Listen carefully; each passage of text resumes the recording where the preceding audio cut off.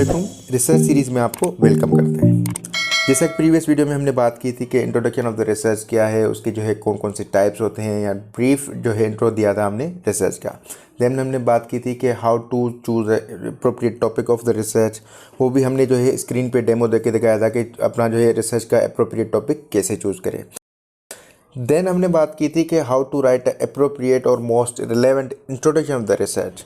अब इंट्रो जो है हम कैसे लिखें, तो वो भी हमने ऑन स्क्रीन ही देखा था कि कहाँ कहाँ से हमने जो है आर्टिकल लेने हैं, कहाँ कहाँ से कौन सी इन्फॉर्मेशन लेनी है, और जो है इंट्रोडक्शन का पैटर्न क्या है, तो हमने बात की थी। सो आज हम बात करते हैं चैप्टर 2 की, how to write a literature review of the research. अब लिटरेचर रिव्यू जो कि बहुत ही इंपॉर्टेंट पार्ट है हमारा रिसर्च का, जिसको जो है हम फ़ौरन इंट्रोडक्शन के बाद लिखते हैं।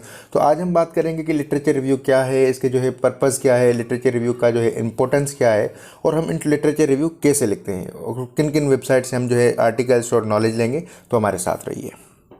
अब हम बात करते हैं लिटरेचर रिव्यू की। सो लिटरेचर रिव्यू के वर्ड से ही हमें जो है वाज़ेह है कि what does it mean. Literature means existed knowledge, review means दोबारा से देखना, रिव्यू करना, रिकैप करना।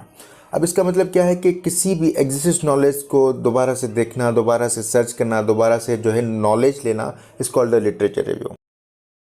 लिटरेचर रिव्यू की डेफिनेशन की बात करें तो literature review is a search and evaluation of the available literature in your chosen topic.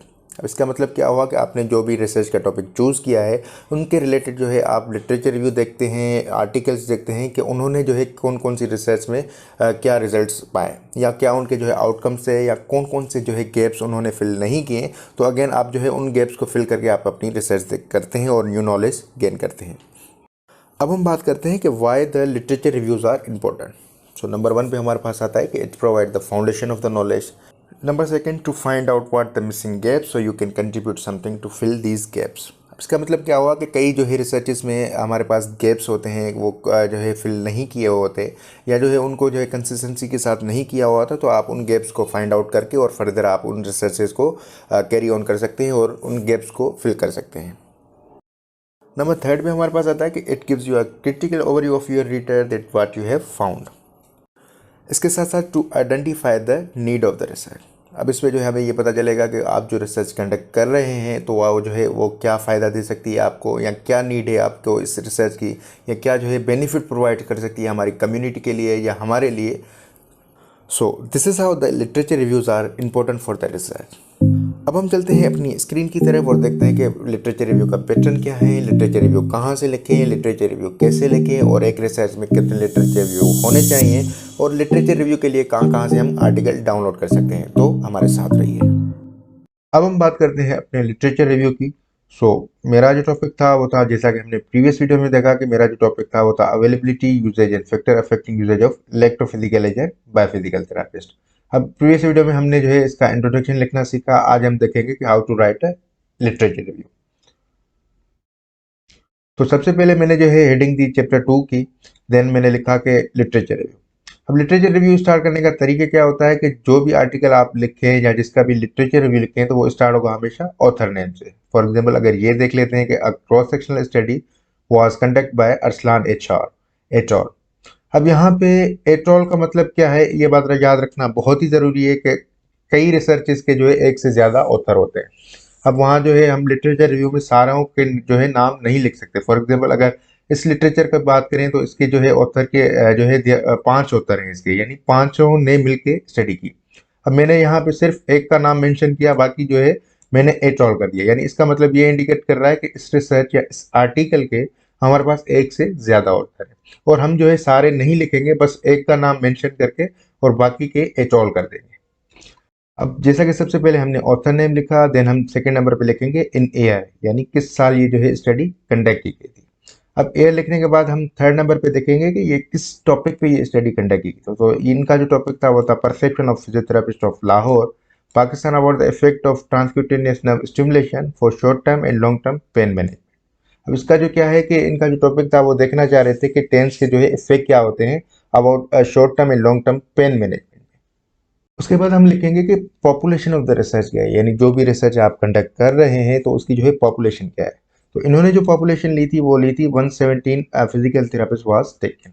अब इनके जो रिस्पांस या रिजल्ट देख लेते हैं। तो इन रिस्पांस रिजल्ट में क्या आया कि 117 सर्वेज के जो रिस्पांस आए वो ये पॉजिटिव आया कि they are using TENS in their treatment. अब इससे जो है ये हमें पता चला कि जो है एक्यूट पेन मैनेजमेंट में जो टेंस हमारा यूजफुल होता है वो होता है 81.2%, जो कि एक बहुत ही बड़ा रेशो है। और क्रॉनिक पेन मैनेजमेंट में टेंस की यूजेज देखें तो 36.8% जो कि टेंस हमारा यूज होता है इन क्रॉनिक पेन मैनेजमेंट में। इसके साथ साथ हमें ये पता चला कि 70% of the Lahore physical therapist prefer using gel और lotion with TENS for long lasting relief. अब हमें ये पता चला कि जो भी टेंस के साथ अगर लोशन या जेल यूज करते हैं तो उसका जो है लॉन्ग लास्टिंग रिलीफ होता है। इन कंक्लूजन बात करें तो यूजिंग ऑफ टेंस जो कि बहुत ही कॉमन है among physical therapist in their treatment, जो कि मेजॉरिटी ऑफ फिजिकल थेरेपिस्ट सोचते हैं कि it was a successful for both short term and long term care. अब ये जो है हमारा सारा लिटरेचर रिव्यू था। सबसे जो कि हमने पैटर्न देखा, हमने देखा कि कौन कौन से कंपोनेंट हमारे लिटरेचर रिव्यू में होने चाहिए या कैसे लिखते हैं हमारे लिटरेचर रिव्यू। तो ये हमारा पैटर्न है। तो सबसे पहले जैसे कि हमने जो है ऑथर का नाम लिखा, देन हमने लिखा कि किस ईयर में ये स्टडी कंडक्ट की गई थी, देन उसके बाद हमने लिखा कि किस टॉपिक पे ये स्टडी कंडक्ट की गई थी, इसकी जो है पॉपुलेशन साइज क्या है, इनका जो है रिजल्ट क्या है, और जो है एट द एंड कंक्लूजन क्या निकला। तो this is how we write literature review of any research. अब इसमें एक और बात याद रखना बहुत ही ज़रूरी है कि हर रिसर्च में 15 टू 20 लिटरेचर रिव्यू हमें लिखने होते हैं। ये हमारी रिक्वायरमेंट होती है। सबसे पहले हम इंट्रोडक्शन लिखेंगे, उसके बाद चैप्टर 2 में ये जो है हमारा एक लिटरेचर रिव्यू होगा एक आर्टिकल का। हम ऐसे जो है इसके रिलेटेड 20 आर्टिकल ढूंढेंगे और 20 डिफरेंट लिटरेचर रिव्यू, 20 डिफरेंट जो है स्टडीज़ देखेंगे। तो हमें जो है एक रिसर्च में 15 टू 20 लिटरेचर रिव्यू लिखने होंगे। इसी तरीके से हम अपना जो है लिटरेचर रिव्यू लिखते हैं। अब लिटरेचर रिव्यू में एक बात याद रखना बहुत ही ज़रूरी है कि लिटरेचर रिव्यू में हमेशा जो है कंसाइज इन्फॉर्मेशन डालनी चाहिए। लिटरेचर रिव्यू हमेशा एक ही पैराग्राफ में होने चाहिए। ऐसा नहीं कि हम जो है एक लाइन या एक जो है पैराग्राफ लिखे फिर दूसरा जो है रिजल्ट या पॉपुलेशन या सैंपल साइज दूसरे पैराग्राफ से शुरू कर रहे हैं, ऐसा बिल्कुल भी नहीं होना चाहिए। एक लिटरेचर रिव्यू यानी एक पैराग्राफ, इसमें जो है कंसाइज इन्फॉर्मेशन जितनी डालेंगे या जो है एक्यूरेट इन्फॉर्मेशन डालेंगे तो ये जो है और भी ज़्यादा क्लियर हो जाएगा हमारे पढ़ने के लिए। जैसा कि हमने ये देखा तो इसमें इस मेथड को हम क्या कहते हैं कि वैंकूवर मेथड। वैंकूवर मेथड क्या होता है कि सबसे पहले हम ऑथर का नेम लिखते हैं, देन ईयर लिखते हैं, देन टॉपिक का नेम लिखते हैं, देन सैंपल साइज, रिजल्ट्स और कंक्लूजन। तो ये जो है लिटरेचर रिव्यू का मेथड होता है वैंकूवर मेथड। इसके अलावा भी कोई और मेथड्स होते हैं पर ये इंटरनेशनली ये वैंकूवर मेथड माना जाता है।